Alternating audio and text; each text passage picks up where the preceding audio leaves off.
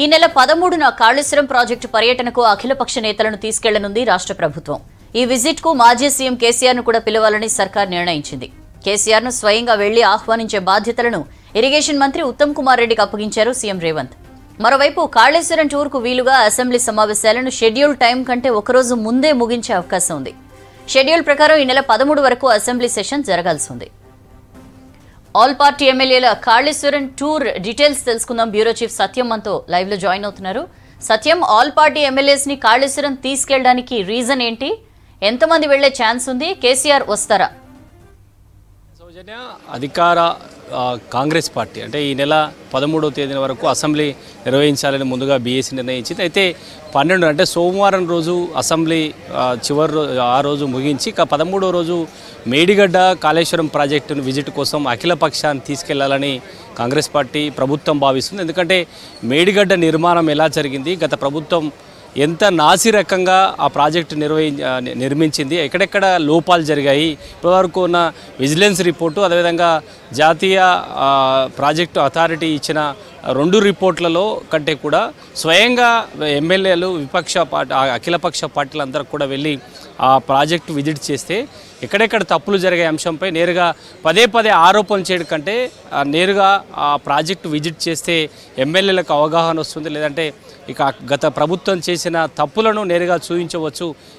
కేవలం ఆరోపణలు చేయడం కంటే కూడా గత ప్రభుత్వంలో ఉన్న ఎమ్మెల్యేలు, ప్రస్తుతానికి ఇప్పుడు ఎమ్మెల్యేలకు గెలిచిన 39 మంది ఎమ్మెల్యేలతో పాటు ఆ పార్టీకి సంబంధించిన కీలక నేతలు అంటే మాజీ ముఖ్యమంత్రి, ప్రస్తుతానికి ప్రతిపక్ష నేతగా ఉన్న కేసీఆర్ను కూడా ఆహ్వానించడానికి ప్రభుత్వం నిర్ణయించింది. ఆ బాధ్యతను ఇరిగేషన్ శాఖ మంత్రి ఉత్తమ్ కుమార్ రెడ్డికి బాధ్యతలు అప్పచెప్పినట్టు తెలుస్తుంది. ఈరోజు ప్రతిపక్ష నాయకుడిగా ఉన్న కేసీఆర్ ఈరోజు సభకు వస్తారంటూ కూడా ఇప్పటికే బీఆర్ఎస్ పార్టీ చెబుతూ వస్తుంది. ఆయన సభకు వస్తే నేరుగా ఉత్తమ్ కుమార్ రెడ్డి ఆయన ఛాంబర్కి వెళ్ళి ఎల్లుండి అఖిలపక్షానికి వెళ్ళడానికి కేసీఆర్ను కూడా ఆహ్వానిస్తామని కాంగ్రెస్ పార్టీ ఈ బాధ్యతను ముఖ్యమంత్రి రేవంత్ రెడ్డి బట్టి విక్రమార్క అది ఉత్తమ్ కుమార్ రెడ్డికి అప్పచెప్పినట్టుగా తెలుస్తుంది. ఇంకా ఈ మొత్తం 5 రోజుల్లో సభ నిర్వహిస్తే 4వ రోజే సభ పూర్తి చేసి ఈరోజు మరికొద్దిసేపట్లో బడ్జెట్ ప్రవేశపెడతారు.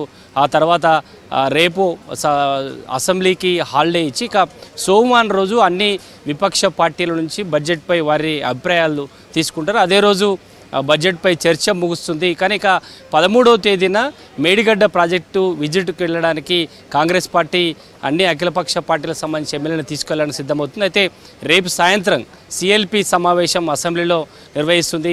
సభా నిర్వహణ, అదేవిధంగా పార్లమెంట్ ఎన్నికల ప్రచారము, మేడిగడ్డ విజిట్లో అందరు ఎమ్మెల్యేలు పాల్గొనే విధంగా కాంగ్రెస్ పార్టీ అదేవిధంగా ప్రభుత్వం సంబంధించిన ఏర్పాటు చేస్తుంది. కాబట్టి రేపు సాయంత్రం అసెంబ్లీ సిఎల్పి సమావేశం నిర్వహిస్తుంది.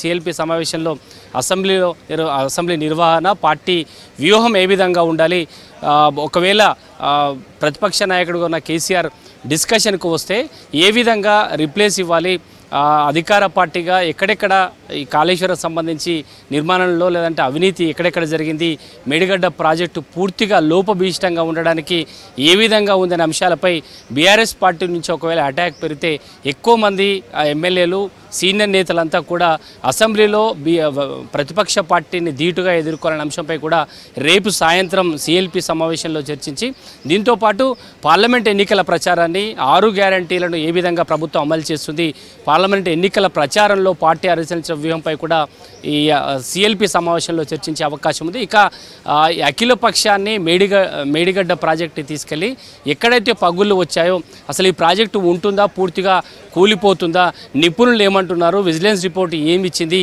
అసలు నేరుగా పర్యవేక్షిస్తే దాన్ని పరిశీలిస్తే గతంలో ఉన్న ప్రభుత్వం సంబంధించిన ఎమ్మెల్యేలు కూడా ఈసారి వస్తే కేవలం ఆరోపణలే కాదు, అక్కడున్న పరిస్థితిని తెలంగాణ ప్రజలకు తెలియజేయడానికి, వాటితో పాటు అన్ని విపక్ష పార్టీలకు కూడా తెలియజేయడానికి అఖిలపక్ష పార్టీలకు సంబంధించిన విజిట్ని రాష్ట్ర ప్రభుత్వం నిర్వహిస్తుందని చెప్పొచ్చు. సౌజన్య.